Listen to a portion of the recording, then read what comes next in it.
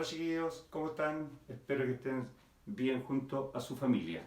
En el día de hoy vamos a hablar de dos temas relacionados con la electrostática y dos temas relacionados con la electrodinámica, que les va a permitir entender mejor y poder desarrollar la guía de ejercicios numéricos.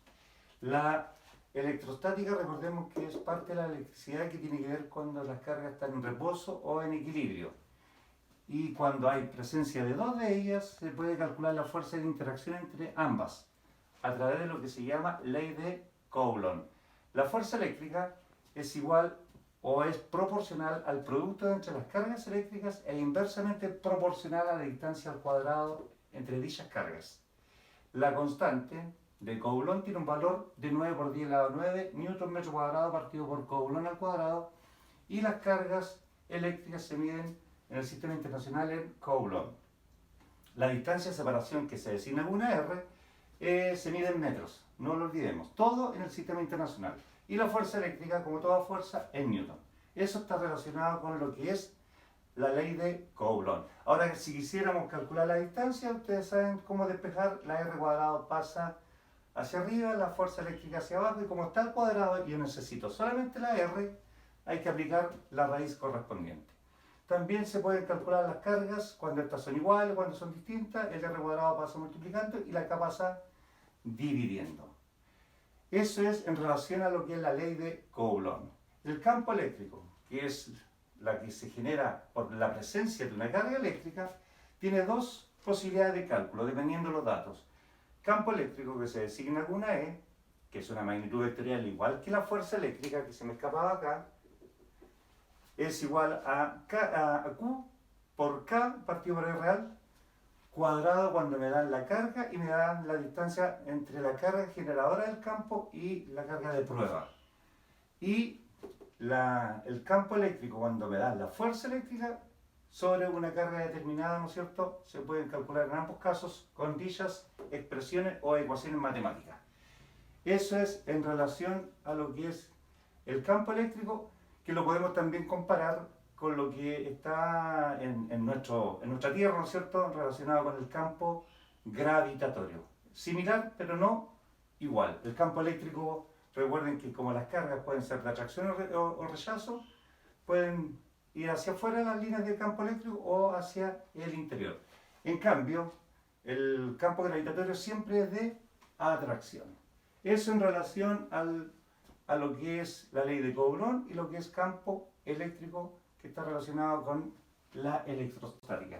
Ahora pasamos al segundo tema, ¿no es cierto?, que tiene que ver con la electrodinámica. Y dentro de la electrodinámica vamos a explicar lo que es la intensidad de la corriente eléctrica y lo que es la resistencia eléctrica.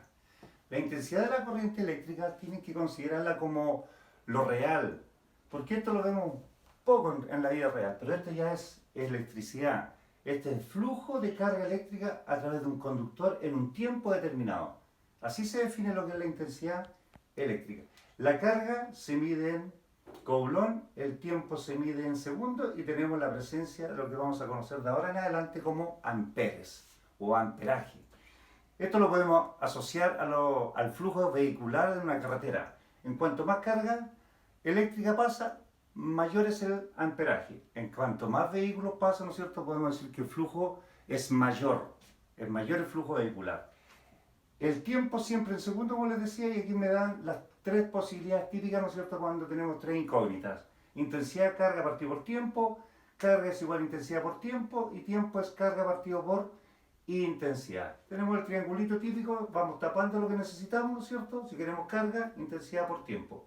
Recordemos, Coulomb partido por segundo me da amperes, aquí me da Coulomb partido por segundo, y por segundo se simplifican los segundos, me queda en Coulomb, y aquí me queda Coulomb partido por segundo, se simplifican los Coulomb, y el segundo que está dividiendo, ¿no es cierto?, una doble división, pasa multiplicando.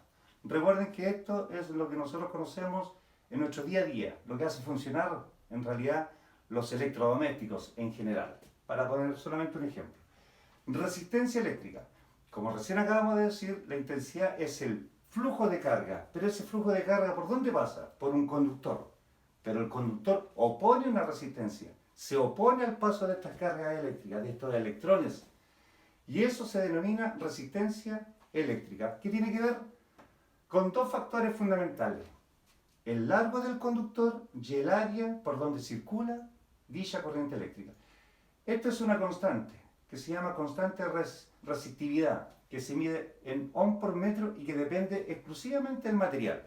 O sea, si hablamos de resistividad del cobre, es distinta del oro, de la plata, del aluminio, etcétera, etcétera.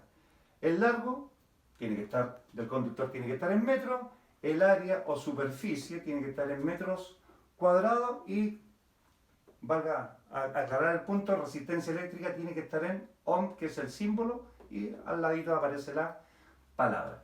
Eso es en general lo que es la intensidad de la corriente y lo que es la resistencia eléctrica, que tiene que ver obviamente con la electrodinámica, cargas en movimiento.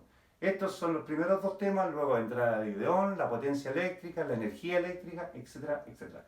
Pero esto es a modo de explicación de lo que es la electrostática, de lo que es la electrodinámica, para que les permita desarrollar los ejercicios que vienen a continuación. Así que cuidémonos harto, chiquillos, para que podamos volver a vernos.